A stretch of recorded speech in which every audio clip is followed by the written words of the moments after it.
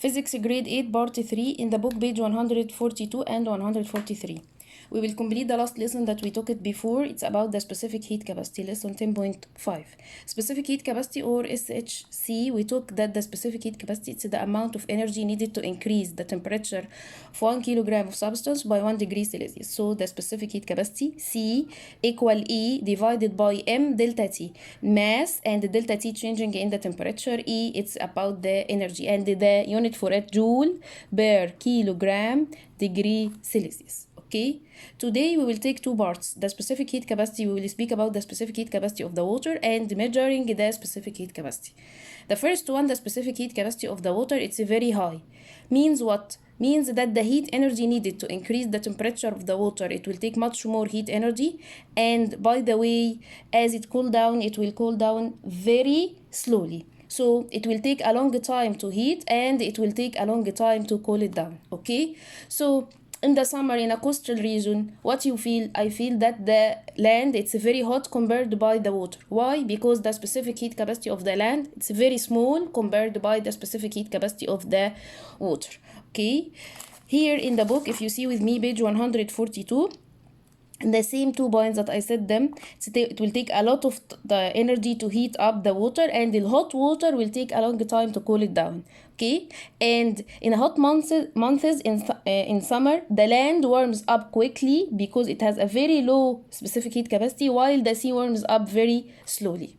Okay, and in the winter, the sea cools gradually while the land cools very rapidly. So the people who live long away from the sea, okay, they experience a freezing winters and a very hot summer compared by the people who live on the islands or near to the coastal area. Okay, protect from the climatic extremes, because what? Because the sea acts as a reservoir of the heat in the winter, because it has a very high specific heat capacity, so it will heat itself very slowly, and it will cool down very slowly and stay relatively cool in the summer.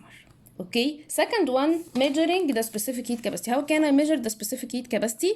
Okay, I will use a block of aluminum. If any material that I need to get the specific heat capacity of it, the mass for the aluminum, it's 1 kilogram.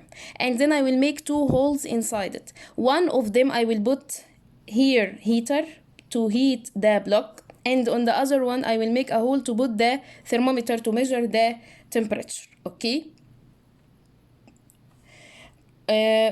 So this experiment, I will do it to measure the specific heat capacity. Number one, I need to bring a block of any material that you need to get the specific heat capacity of it, and the mass for it, it's 1 kilogram.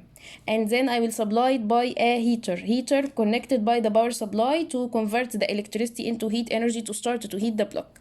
The second hole, I will put the thermometer to measure the temperature each time. Okay.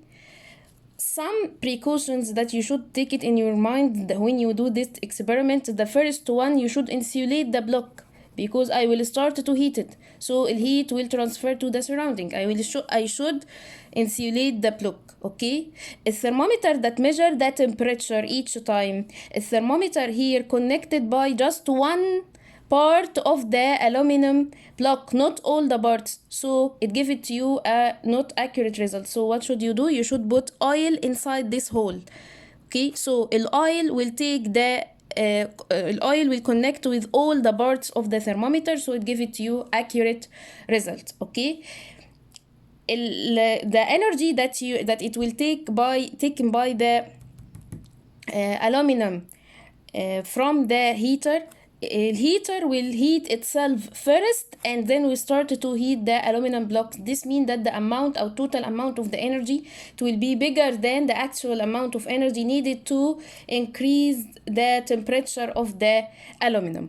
Okay, so if I need again to measure the specific heat capacity, I will bring a block of any material like the aluminum. The mass for it, it's 1 kilogram, and I will make 2 holes. The second one, this one for the thermometer, I should put oil inside it, should insulate the block. Okay, and the heater here connected by the power supply, and you should know the power for the heater.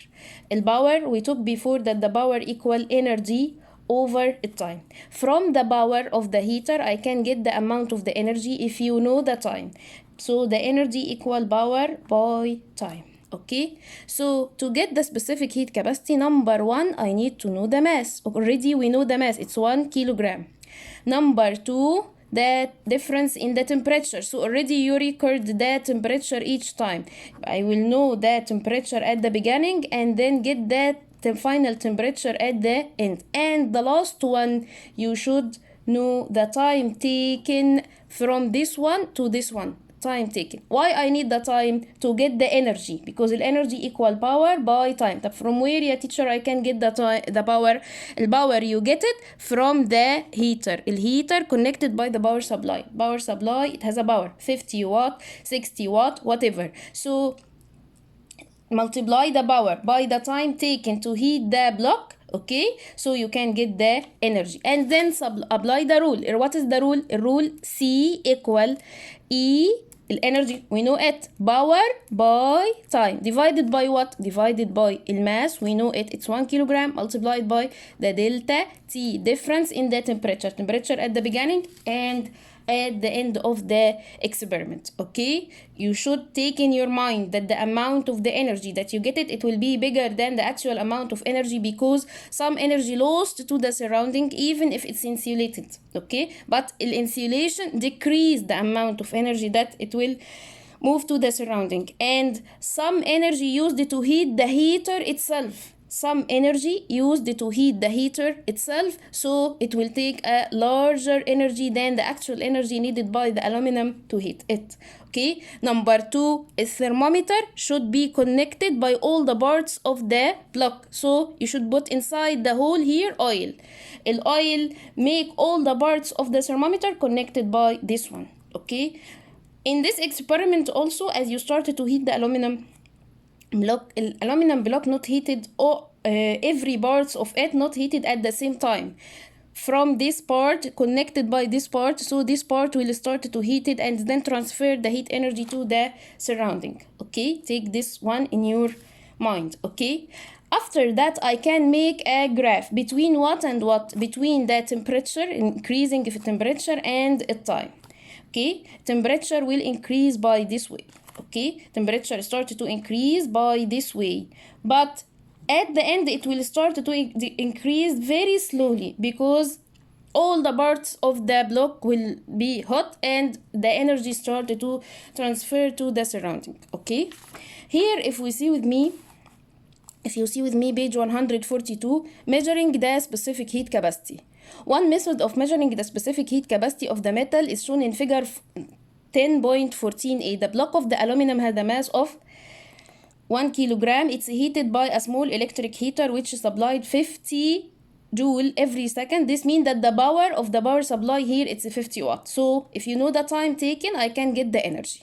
One approach is to heat the block for a certain length of time. So I will heat the block for a specific time to find the temperature. Okay, knowing the time and the power, we can get the energy, as I said, and knowing the temperature and the mass, we can calculate the specific heat capacity. And here some precautions that I said it for you. Okay, if you see with me the second page 143, this is the figure 10.14. How can you measure the specific heat capacity? Okay, so this is the block of the aluminum, this is the thermometer, and this is the power supply with the heater. And this is the graph between the temperature and the time. It's not a straight line, and the increasing of temperature after sometimes it will be not very high. Okay, if you see also the here, a small amount of the oil fills the gap between the thermometer and the block.